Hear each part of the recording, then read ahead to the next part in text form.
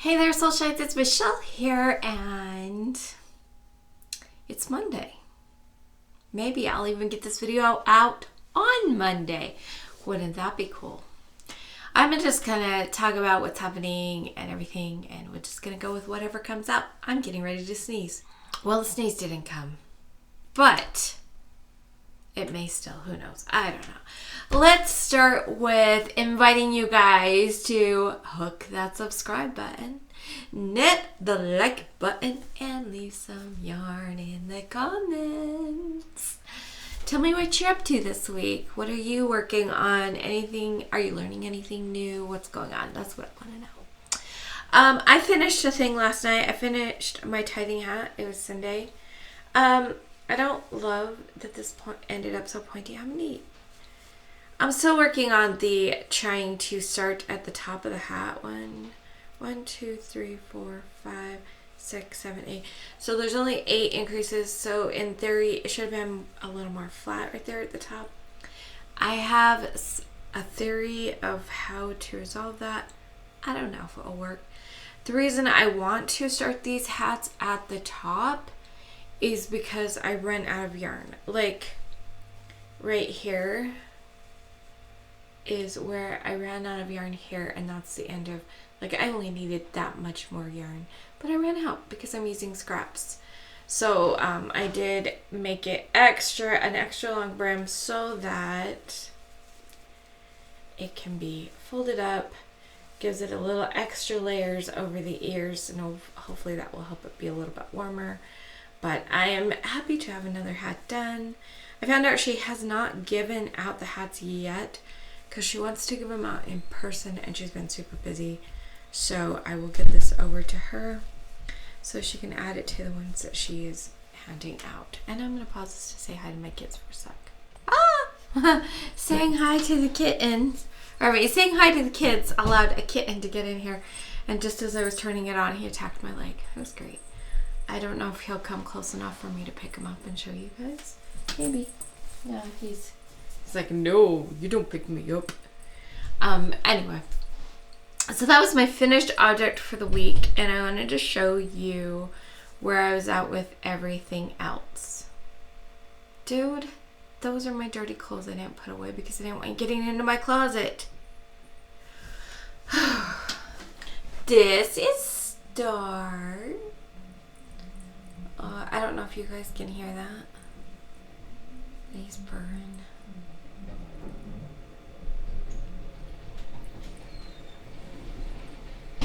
Babe. Yeah, they've gotten so big. Let me put him outside. I usually only allow them in here at night when I'm sleeping. While I'm getting into stuff, even while I'm sleeping, it's probably not ideal, but I just can't resist the idea of letting them be in with me at night. I'm gonna figure out where to put Millie because they keep attacking. I also gotta figure out, I've heard that citrus leaves will keep them out of plants. I don't think it would help with this, but it would help with the dirt. And I've also heard that this kind of plant is poisonous for cat plants. So isn't that exciting to know that all of my houseplants are not good for my cats if they eat them? And my plants are also my babies, especially these ones. I've had this one the longest, and this one, and it's the other one that's in that other pot over there. And the idea of having to get rid of those would make me extra sad. So, yeah. Gotta figure out that at night they like to climb up the back of this chair and and that's how they get up, because I sit things on the chair to try to discourage the climbing on the chair. And then they climb up the back. Kittens. Learning to train them. And I'm imagining there are some things I will never train them out of just because of the nature of a cat. They're adorable though, and have been such a good thing for our family. It was definitely a good choice for us. So, emotional support animals in the home. We don't take them anywhere. Anyway, so what I have been working on, as you probably know if you've been here, is this sweater. I call it the Irish Rain sweater because that is the color of the yarn. And it's such a pretty color. The name of it is so great. It's called Irish Rain. And I don't have a lot. I don't have my increase marker on here anymore because I ended up using them as I was counting around because I'm at the bottom. I have done the first, I think I've only done the first round. Yeah, I've only done the first round of the 2x2 ribbing that I end with. So I'll have to do a few rounds of that and then I will be done with this. I'm really excited about it. I love that it's a little bit longer. And then I can do the sleeves. I'm like seriously so excited about this sweater. So it's enjoyable to work on because I'm using a slightly bigger needle than I'm used to with working with yarn. So my fabric, it's not see-through per se, but at the same time, if I hold it up in front of my face, you can kind of see that it's got, like when it's like all like this, but doesn't take much stretching to get the holes because it's not a see-through fabric, but it's a looser gauge than I have ever knit before. Well, that's not true. My hats have a looser gauge, but that's more of a matter of needles than what I have available for me for the kind of yarn it is. I just really liked the fabrication. It is loose enough that it's got some fairly okay drape and tight enough that it's not see-through, and that's what I wanted. But because it's a little bit bigger needles than I'm used to working with in comparison with the yarn, I don't know if that makes sense. It's like I'm so used to making my socks, but then if I make something in a sock weight yarn that I use a bigger needle for, it feels very different to work with that yarn. It's the same yarn, but the different needles just changes how it feels to work with it. And so if I were using smaller needles, it would feel like my typical knitting, which is not a super tight fabric, but it's fairly tight fabric when I've been knitting just because of the nature of what I've been knitting. Even this here is a tighter. I kind of wish that I would have made it with a little bit bigger needles. I don't hate the thing, and then I ended up not being able to use it anyway because it's not big enough. But I don't hate it, but I kind of think I would have liked it better if it was a little bigger. But because this does use bigger needles than I'm used to in comparison to the yarn, it knits so smoothly. And I like a lot of this I knit without even looking at my thing, and it still just has a really great fabric to it and stuff. So yeah, I'm excited for the sweater. I'm very excited for the sweater. So I will probably finish it, the bottom today, bind off. If I don't think I'll get a picture done in time for this because my plan is to record this, do whatever little editing I need to do, get it uploaded because I want to try to get it up on Monday. So I'm gonna bind this off and then probably take a picture of, have my daughter take a picture of me wearing it and put up in a video, or maybe I'll just put it on my community page. I don't know. So that you guys can see what it looks like before sleeves, and then I will get to figure out sleeves, which is fun. So next up is, I'm a little frustrated with myself because I misunderstood some directions.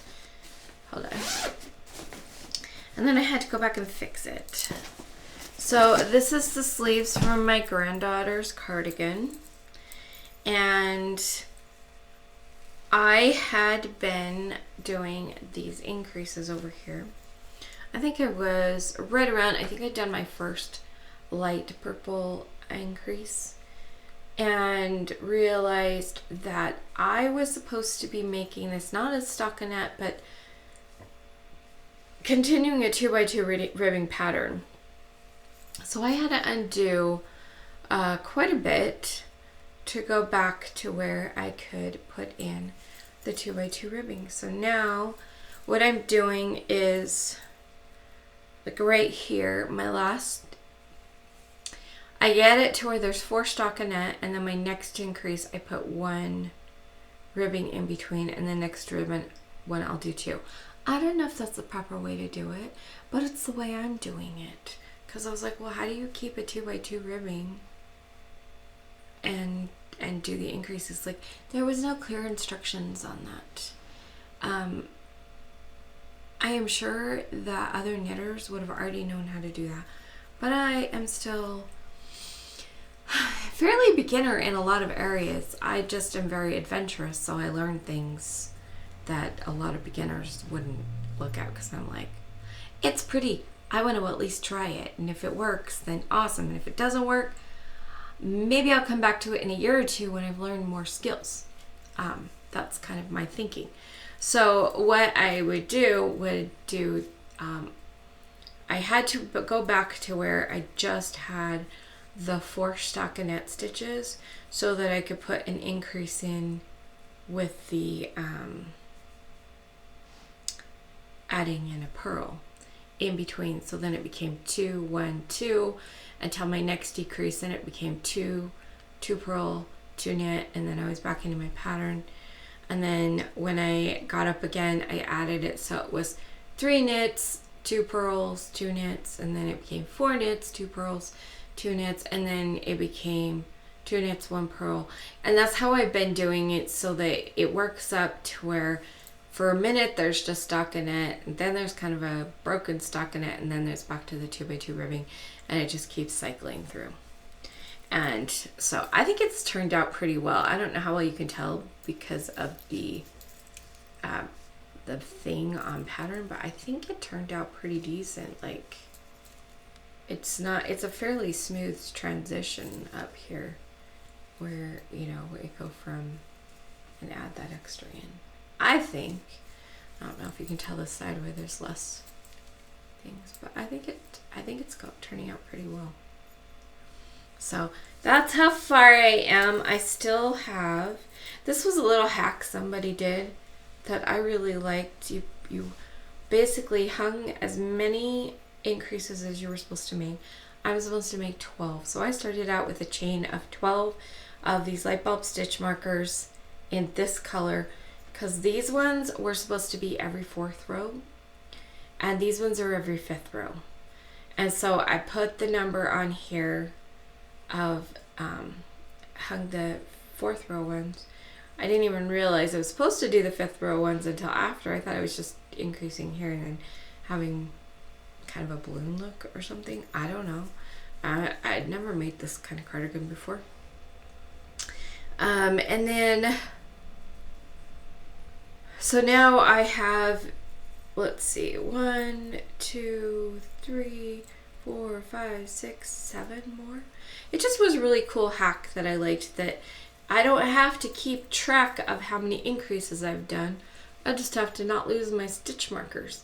And then when I get all my stitch markers gone, I know I've done all the stitch increases I'm supposed to do. And you know, I could double check them. 1, 2, 3, 4, 5, 6 dark purple. 1, 2, 3, 4, 5 of, this is supposed to be on this side. 5 of the light purple, and then the 7 left. So that will give me my 12. I'm excited about this, and definitely the goal is to have this done by Thanksgiving. By Thanksgiving, I should have some communication with my son to know whether he's coming to town or whether I'm sending this in the mail. I do have another little project I need to get going on for their family. But I have other things. I have so much going on. Oh, I have one other project I'm working on. It's cute too, but I don't think I have it with me. Let me see if I have it in my bags. I might, because I might have, yes, I did. Okay. I will probably talk about a lot of this on Thursday if I do a video for things we're making Thursday, because it's a little hat. So there are people like my daughter, who my daughter loves hats. She thinks they're so cute, but she overheats so easily that she doesn't get to wear them. And I know she's not the only one. So I was like, well, let's try making a Santa style hat in the lighter weight yarn. So what I ended up doing, and I'm going to put the link for the video of how to do these, I ended up doing some twist stitch things. So the twist stitches, for a right leaning twist, you will kind of do knit two together, but instead of taking your sliding them off and doing a decrease, you then go back in between and knit the first one and then slide them off, and you've done a decrease and increase in the same stitch, but it causes it to twist. The left leaning, the way that I learned it is flipping, because there's different methods for it. Those similar looks, you could even do a similar look with a cable needle, or some tricks to make it look like a cable needle, but you're not. Like there's another video that I watched that showed a whole bunch of ways to do these twist stitches. I don't know if I can find that one to link or not, because that's not the one I really followed. It's just one I watched to get more information. But you slip one as if to knit, slip two as if to knit, slip them back onto the thing, then you knit the second stitch through the back, and then you knit both stitches through the back. And so it's like, as far as the stitches go, it's like the reverse of each other. So I did those stitches, and what I did to get this fun little twisty bit, I know it's hard to see because it's like blowing out the white. Don't know if I can block it enough or whatever. Maybe tip it a little. But I don't know if you can kind of see that they do a little twist. It's backwards twist. I don't know. It kind of goes like this. It almost looks like Rick Rack. What I did was I did a right leaning twist, purl 2, left leaning twist, purl 2, right leaning twist, purl 2, left leaning twist, and all around. Then I did 2 rounds of just 2x2 ribbing with the knits on top of the thing. So these center bits are entirely pearls, and so my pattern works up the little ribbing, right? So the next round I did the opposite. So if I started with a right leaning decrease, then on top of it, when I did my twist stitches again, I did the opposite one. So then it became left, right, left, right. So that's why it's doing a Rick Racky thing. And so then then I did my 2 rounds around, and then I did the right leaning right left pattern, and then I did my 2, and then left right pattern. I actually only did one, so I did one setup round on the bottom, which was a 2x2 ribbing. At the top, I only did one set of 2x2 around the top, so it doesn't have the extra stitch, and it only has one stitch here in front of it at the bottom. That's kind of how I did it. And then I switched to my red, but I think it's super cute. Like, that is a really fun, unique way to change up the brim. And so, yeah. And I know it's hard to see. I don't know if I could get a good picture, because lighting, I might be able to see it a little bit there. Because if I kind of get it in the shadows, can you kind of see how it does a back and forth twist, so it's kind of switching back and forth. I thought about just doing the same twist up. I thought about doing the whole thing and just right-leaning twists and just have it twisted all the way up, which would be super cute as well. But this is what I decided to do. So that's really fun. I think that's everything for today, guys. I would like to share some news with y'all. So as I have mentioned before, I have discovered I'm allergic to corn. I'm also allergic to soy. Technically, corn might not be an allergy because I just get super inflamed and a rash and instant headache. It might be a intolerance, which isn't the same as an allergy. An allergy actually is a reaction to the protein. Intolerance is when you have a reaction to something else in it. I found this out when I thought I had salicylate.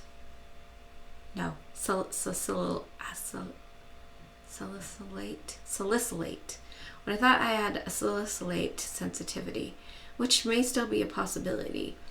That's when I found out the differences between allergy, intolerance, and sensitivity. And there's slight differences. Allergies come up on a test. Now, chances are really high that I'm actually allergic to soy because soy causes an anaphylactic shock. Still not a guarantee because sometimes an intolerance or allergy can look like anaphylaxis. It's really hard because I have a reaction to legumes, I have a reaction to corn, I have a reaction to soy. I have been allergic to casein, which is in dairy, for as long as I can remember.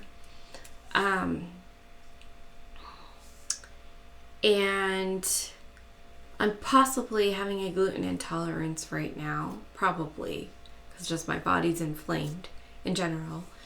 I'm allergic to ginger and the ginger family.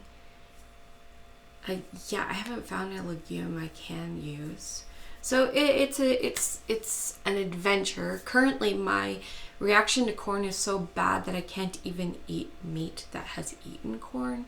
So I'm not eating meat really either. I found some corn and soy free eggs that I can eat. The problem with grass-fed cows and everything, well, first of all, cow has the casein protein, so I'm iffy on that anyway.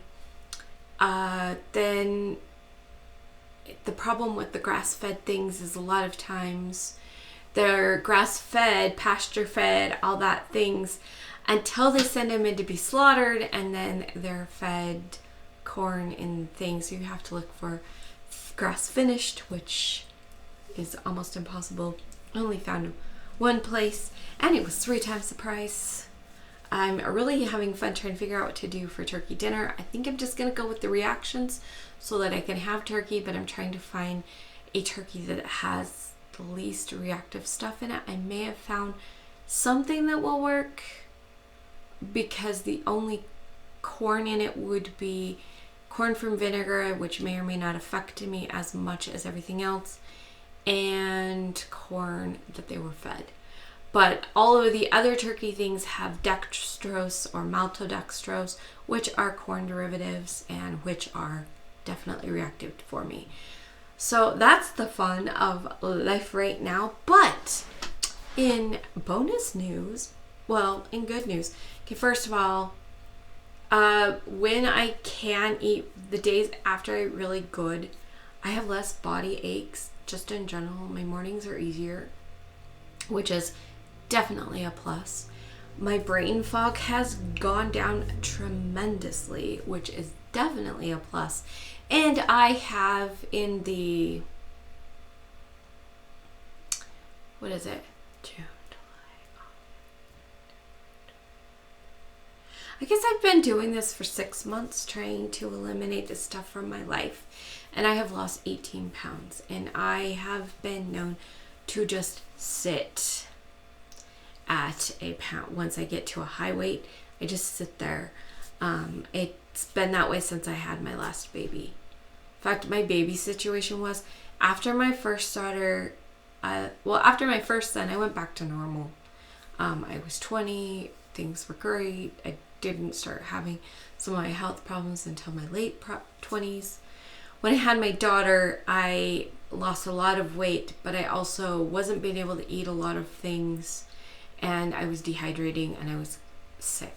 So it wasn't great. But after both of my next boys, I had 2 boys, and I lost like the baby and water weight from delivering the baby, and then I stayed there. So if I got up to 180 pounds, I would lose the baby water weight and weigh like 170 coming out of the hospital, and I would stay there. And I stayed there until I got pregnant again, and there was something about the hormones and stuff.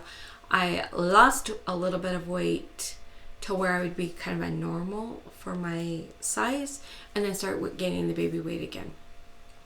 So I know that hormones definitely play into my weight issue. And I did that after both boys. Then I had my daughter, and I lost weight after my daughter without trying.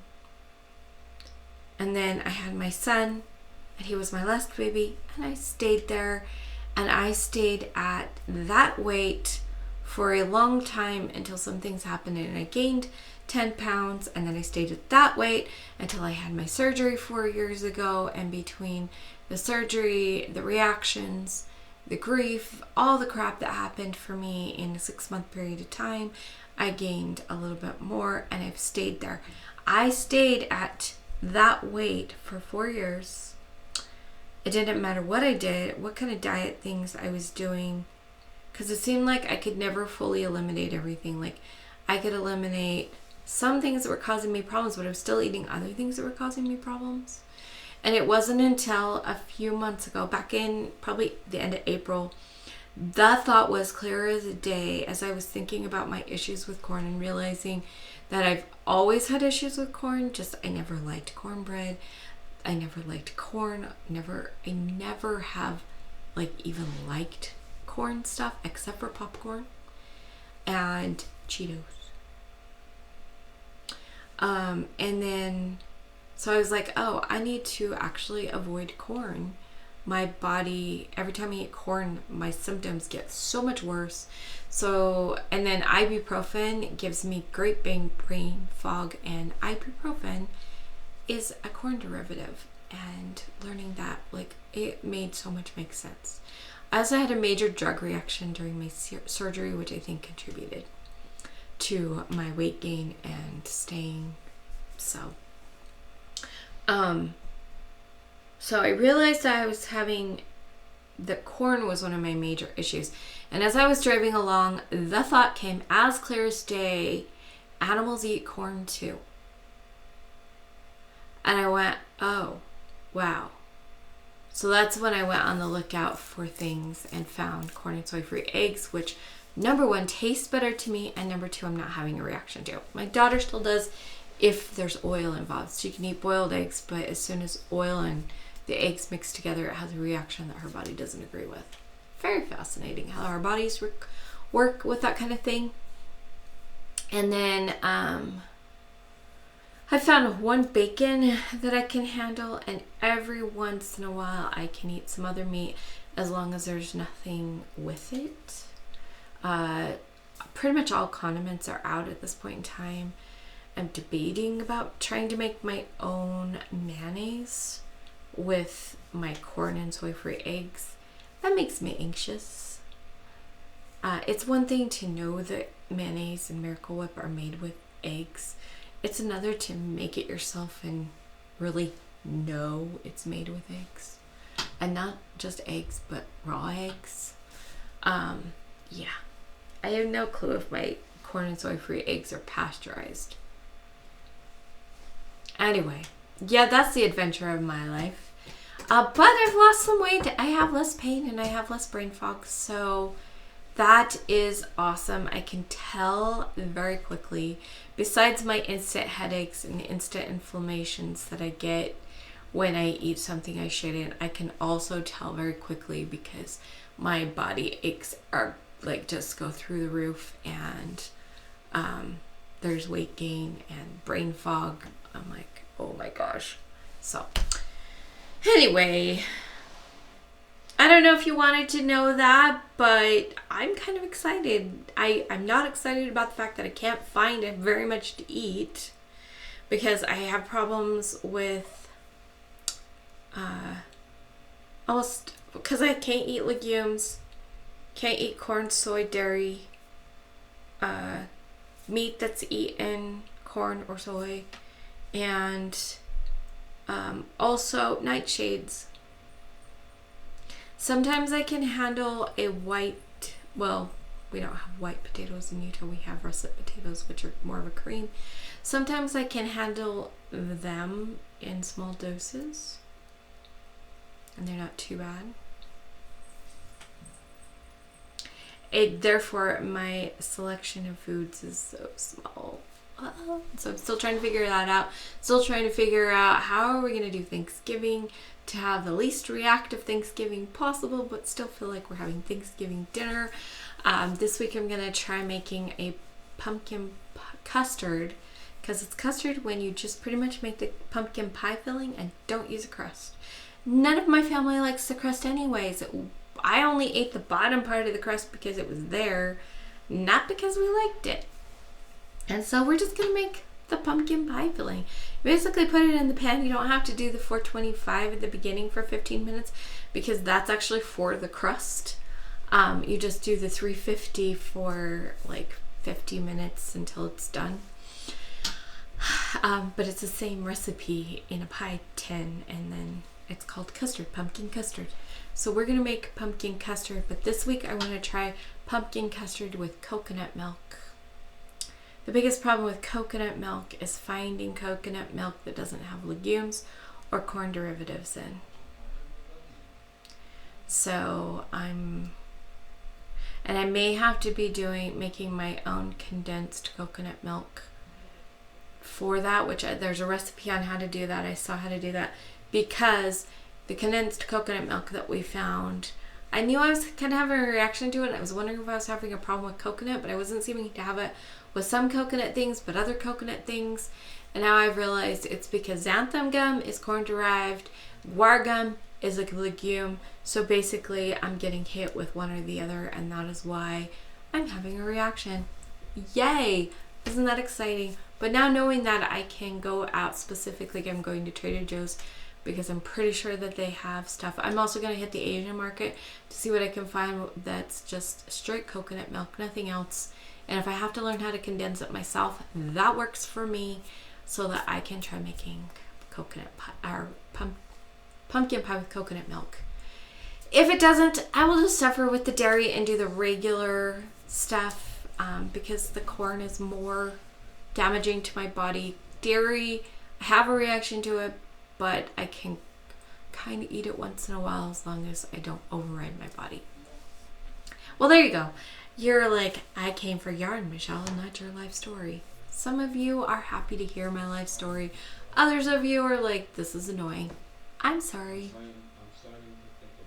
I'm just excited that I'm having answers.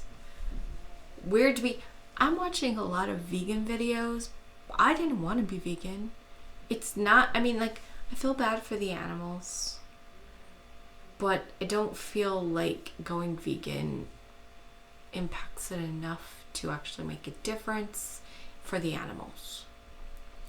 That would have to be like do true activism and get like everybody to not eat these animals, or at least to change the way they're raised so it's less cruel.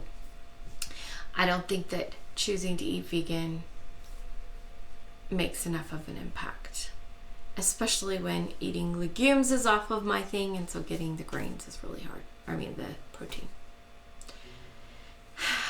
If you want to be vegan, I totally support that. Whether you're choosing to be vegan for health reasons or you're choosing to be vegan because you do think it makes a difference, that's awesome. Just for myself, it's not enough for me to change how I'm eating for that. However, eating for health and my health and all the crap that's in meat, that makes sense to me. So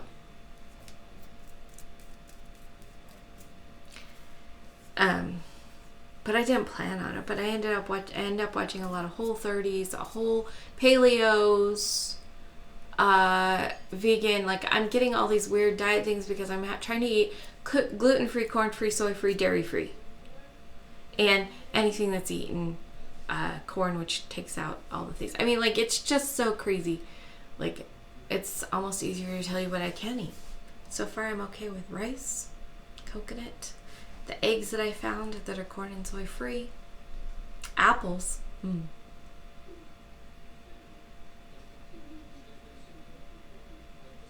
Not much else.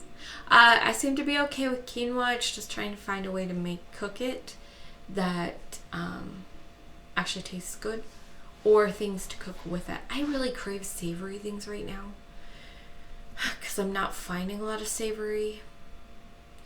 So I have a lot of experimenting to do, and it's actually overwhelming me, which is part of why I'm just sticking with so few crocheting and knitting projects, because I'm just like, I'm so feeling overwhelmed trying to figure out how to take care of house things when my daughter is super not well. I'm still struggling with my health. We're discovering health issues with a couple of the other kids, and just even getting them to do things just takes it out of me.